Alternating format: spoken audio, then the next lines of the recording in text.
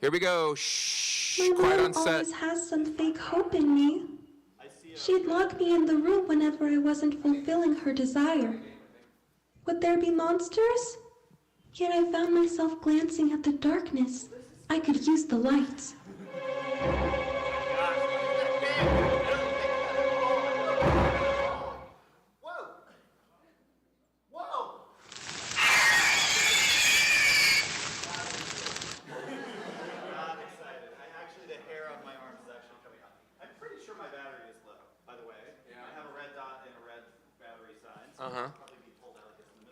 No. Oh, it's flashing. Oh, it's filling up. Because it's more safe.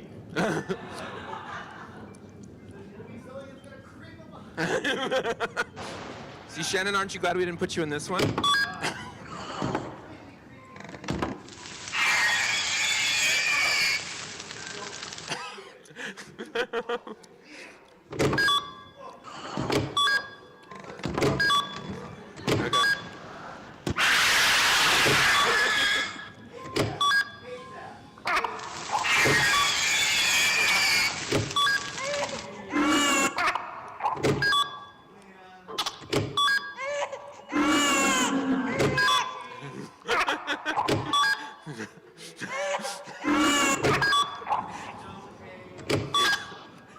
See, Zach's never gonna come back to do this again, y'all.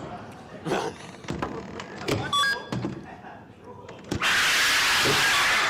you go. Okay. Whoa.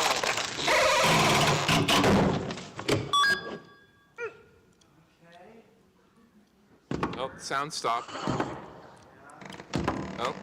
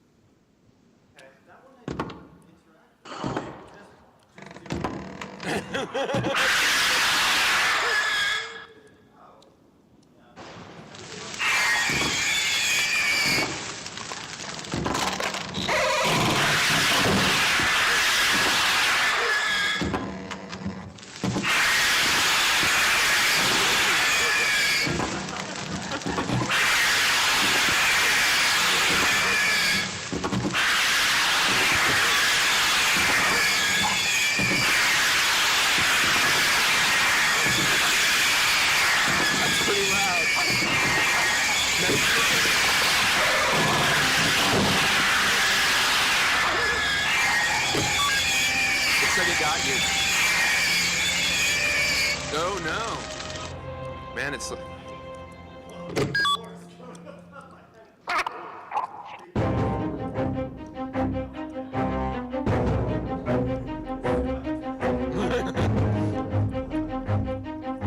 Is he done?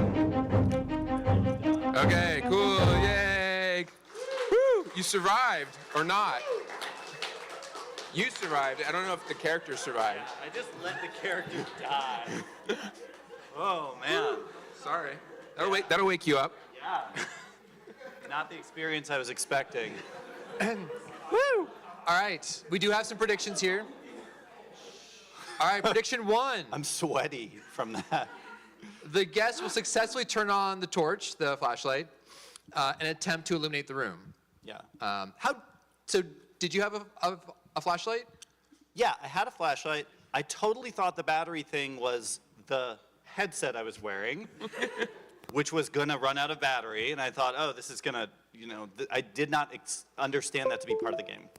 That's How fascinating. did you turn the flashlight on and off? The trigger. Okay. So eventually I did turn it on. When the monster appears, the guest will hear it and nervously search for it using the torch. That did happen. Yeah. I think there was definitely some nervousness at the beginning of this world especially. I'm sweating. I'm actually sweating. If the guest successfully finds it, they'll continue illuminating until the monster is killed. Yes. So at first I was like, oh my God, scary, scary. And then they were like popping up everywhere I looked, which is even worse. And then I wanted to like open the drawers or do something other than shine a flashlight, but nothing else would interact. And then the guest will be frightened by at least the first monster that approaches from behind. Yes. That's totally scary. Yes. Nice. I'm kind of curious, like thinking about this world and making sense of it. Do you have an idea of like who you were in this world and what you were doing? No, I was some scared person in some awful place I couldn't leave. But then about like, I don't know, halfway through, I was like, okay, well, the monsters are just gonna come try to eat me. There's really nothing I can do. And then that's when I realized, oh, I don't have a body that they can touch. And that's why I was like, oh, I'll just give up on trying to hurt these monsters and they'll just walk through me because I'm basically a ghost in VR land. I guess if I had looked down and I had a body, I would have felt differently about that maybe. But I like realized they actually couldn't harm me. They could just scare me, but not actually harm me. It seems like that was useful realization. Yes. For your psychological well-being. Yes, it allowed me to calm down and be less freaked out by the fact that they were kept coming and lingering. Did you figure out what was happening with that painting on the wall? I kept trying to figure it out. The painting was like animated and scary, and I don't know exactly what. And I don't think the flashlight affected it, but maybe it did. The world ended. Do you have a sense of what happened when the world ended? I thought I went down through the floor. I either became tiny, like the size of a mouse, and I was on the floor, or I went down through the floor, and I thought, oh, there's going to be even more scary things in the basement below this awful room. Like, it's just going to get worse. But I guess then it was just like, oh, here's a little, like, splash screen world. But and then the hand that was, like, constantly stuck in front of my face, it was just like, oh, I just can't see anything now. There's like a huge hand just here, which just doesn't. I'm kind of curious for the team. Does this world have multiple endings, and was this a version of an ending? Okay, so, watching externally, it looked a little bit like the hand may have grabbed the guest and pulled them down. Oh. Okay.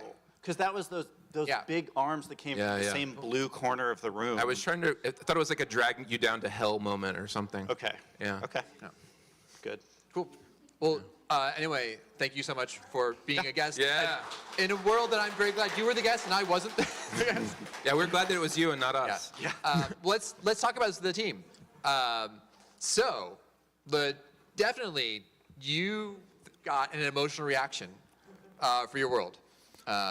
Very successfully created an environment and a space that I think legitimately was scary. Like the sound effects, the visuals, the darkness, even in the darkness, the creepiness of those like spirit, ballerina, ghost creatures, very, very effective. And the sound added a lot. Yeah. I mean, especially in this room, the sound was intense. Yeah. Yeah. And it also seemed like the learning of the tool, like strong, like restriction of interactions, like basically you could just use the flashlight, but that started to work. Like you understood what that did for the most part. Just to reassure our guests, they're not all horror worlds. So if that's a problem, let us know. We'll figure it out. Yeah. And I think from an Interscope perspective, the world like started super strong. Like basically this was pegged at very high intensity through the whole thing. It did, I think one of the things I would think about iterating is about halfway through, it started to get kind of repetitive. That's also you noticed when Zach sort of gave up. I think there's a point in this world where the guest is kind of like, okay, I've seen what this world is doing, and there's a little bit of like, okay, what is this? What's the point of this? And the world was sort of like just more. The world's like more of this stuff, and I think that's where I'd wonder, like, could you find a way, a space to get some information to the guest about, okay, this is what the world is, Right, like what you need to a do. story beat, essentially, that's like, this is why this is happening, or this will give you some insight into what's going on around you. And it seems like the ending is like the guest gets grabbed by this giant hand and pulled somewhere. And I think it's part of the challenge of a world like this is you have a lot of the work goes into sort of disorienting the guest, freaking the guest out, and working with emotion. And it's kind of hard in that space to also convey like story information. And I think that's what I would wonder is like, can you find Are there like pauses a way in the to, like, intensity pause? where you can be like, oh, and now the giant hand will pull you, right? Or now the painting will flash some images to let you know why this is a crazy haunted house or whatever, right? But Yeah. the just really strong Yeah. aesthetics and space design, and also just like And lighting, the lighting's really good. yeah, like just I liked how I think before in Iterum there was a bit more of like you have to like shine the light at the creatures and like there's like a waiting for them like how they react. This world was also very reactive. I think it was a testament to like the way you sort of iterated the design, that it was sort of like things happen, you do something, and you get feedback more clearly about things that happen next. The battery thing was a little bit artificial. I think it ended up being effective, but there was definitely some moments of confusion. Like since it wasn't of the world, so to speak, it was UI. It wasn't clear in the beginning like what that meant, and it would be a thing I'd look at as well. The agency felt pretty good. Except I saw like drawers and closet. Like I wanted to interact with things that looked interactable. Yeah. Yeah. And I couldn't reach them or do anything other than shine the light. Yeah, I think it seemed like in the moment of I'm being attacked, I'm sort of like being by things. You had a thing you could defend yourself with, but not much else you could do. But not much else you necessarily had the capacity, like mentally, to do. But then, Like if there was a puzzle in here that you were trying to put together while you were fighting all of these things, it would have been overwhelming, right? But I would have wanted to try to do something to prevent them from coming in the yeah, first place. so see. I think Maybe there's like some answer in the drawer. Right, there's some secret object or something, yeah. Interesting.